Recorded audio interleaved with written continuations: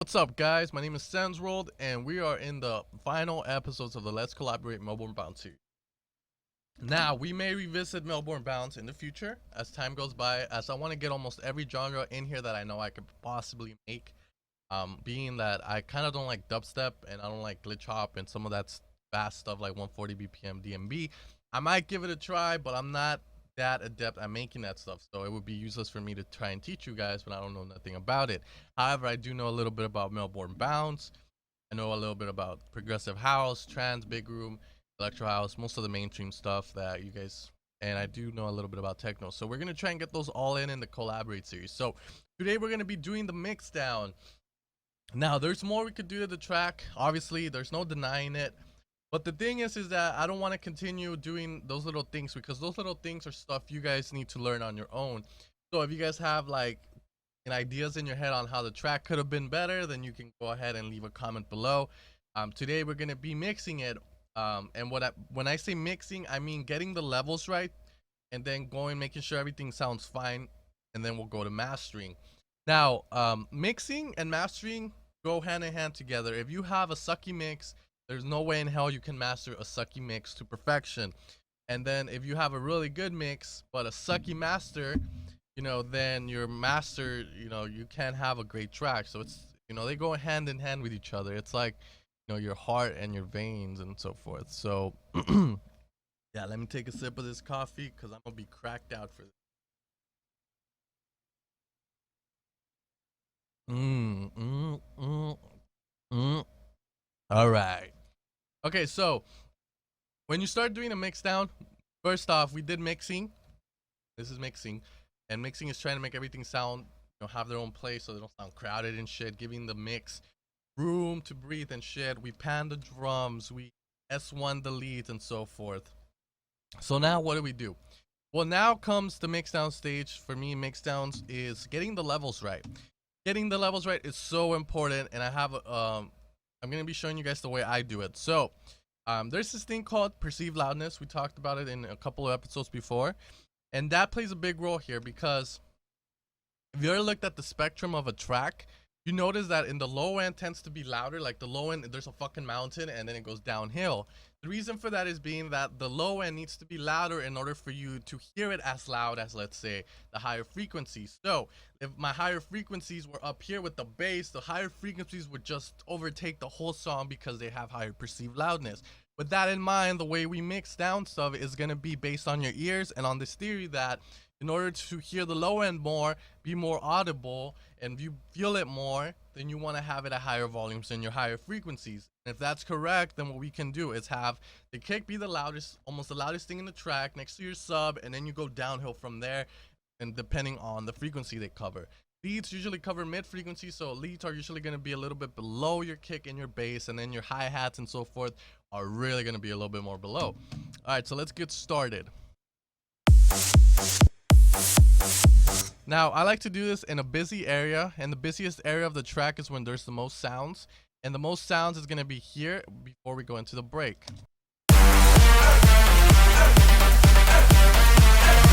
So what we're going to do is lower every little sound that we can see. So we're going to lower the bass, breakdowns. The cool thing about grouping as well, guys, is that when you group, you can just use the master group. So here I have like 1, 2, 3, 4, 5, 6 channels. I can just use the master here to move it up and down.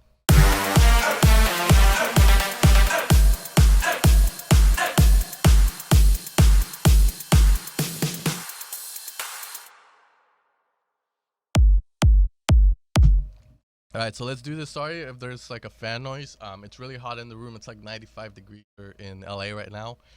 And I do have an AC, but that is louder, so I don't want to kind of dog the shit with that. Okay, so first thing is the kick. Now, I always put the kick at 6. That's my preference. You can have it anywhere you want as long as you get the amount of headroom. What headroom is going to be is the amount missing from the lowest volume to the 0 here that you guys see. So whatever, let's say I do 6, I have this much headroom.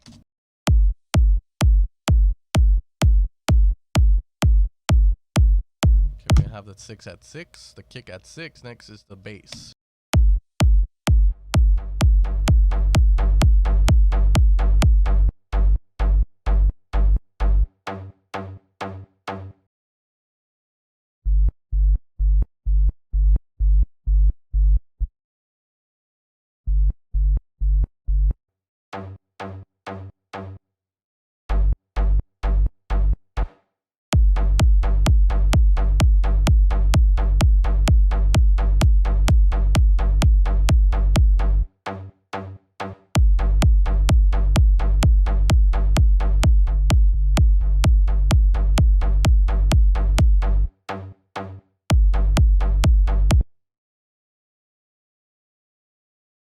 mono.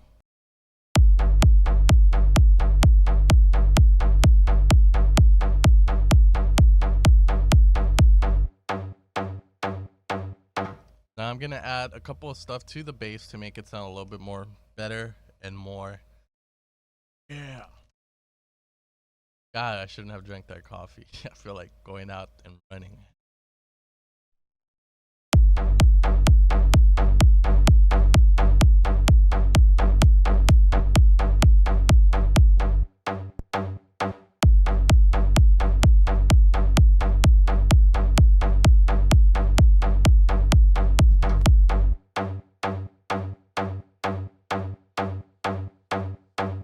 Now, decapitator, I've talked about it a lot. All it does is saturate stuff. There's 5 types. You choose the one you like. You put the drive up. That's it.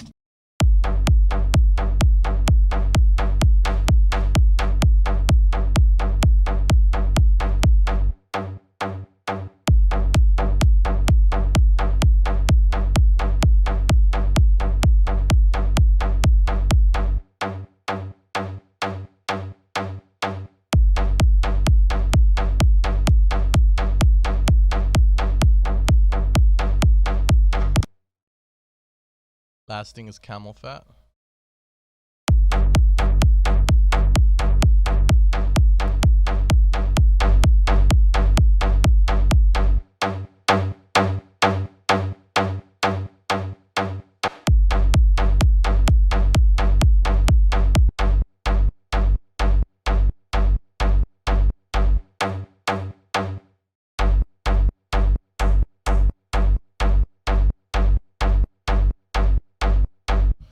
A compressor to end all of it.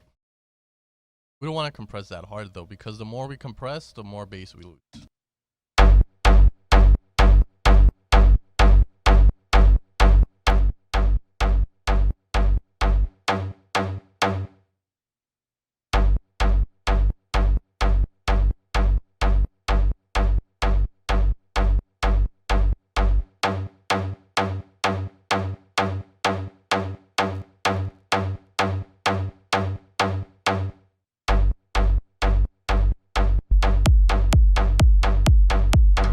Okay, there.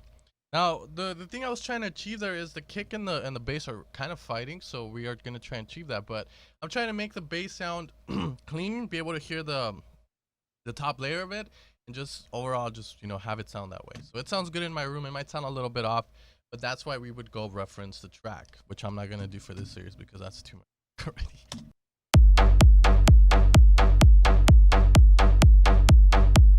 If I wanted to, I could take the mono off and see how that sounds like.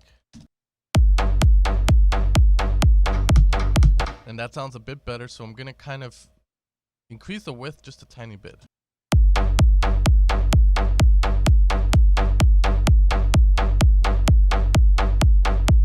Because I don't want that bass being that wide, but I also don't want it being... Sounds pretty good. Now, for those of you guys asking about the sounds, I got them from the Silent One Revolution Volume 2 pack. And that's a new bank I released. The banks are a way of me asking for donations. If you guys want to donate, you can buy a bank.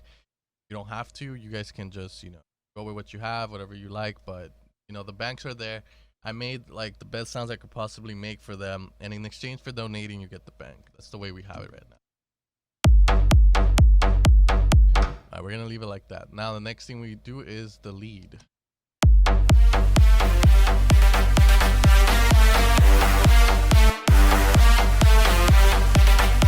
Ah, no wonder. I was like, why does it sound so high?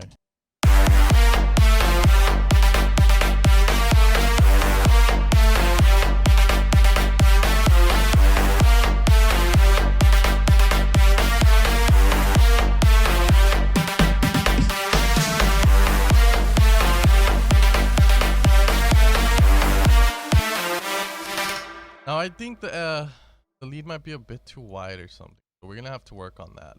Let me see how much time we have left, because I might make this into 2 parts and release them today.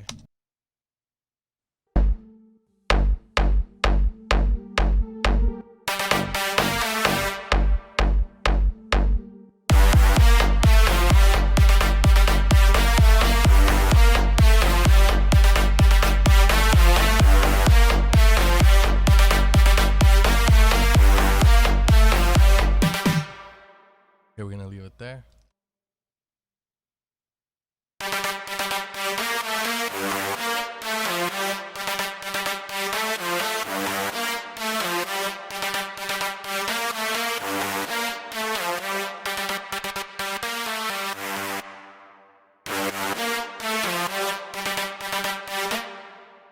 Gonna do a cut, but I don't want to cut all of it because then you lose a lot of volume to your sound.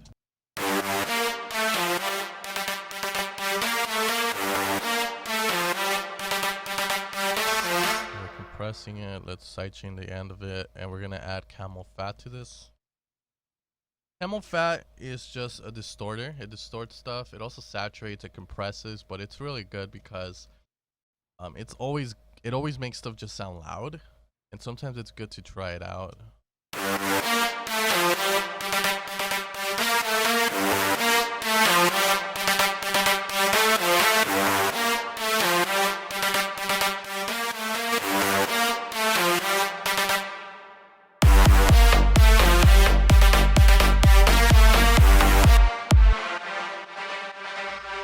We're gonna add a low cut to the reverb.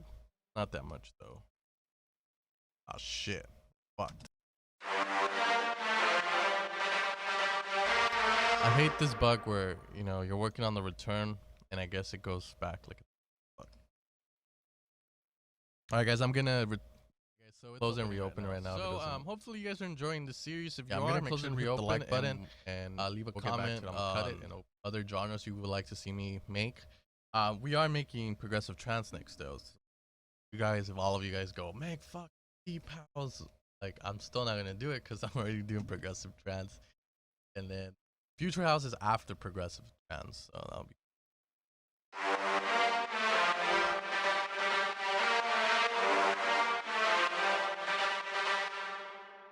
All right, cool.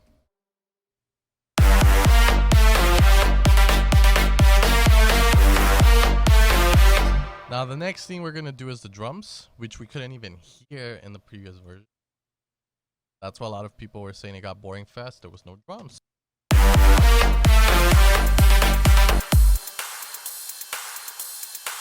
Now I'm gonna decapitate the drums to give them a bit more edginess because they're not coming out in the mix. So we gotta get those fuckers out.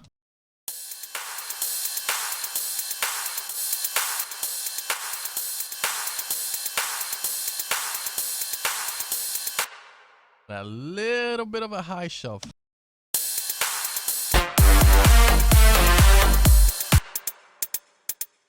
Remember, high frequency is lower.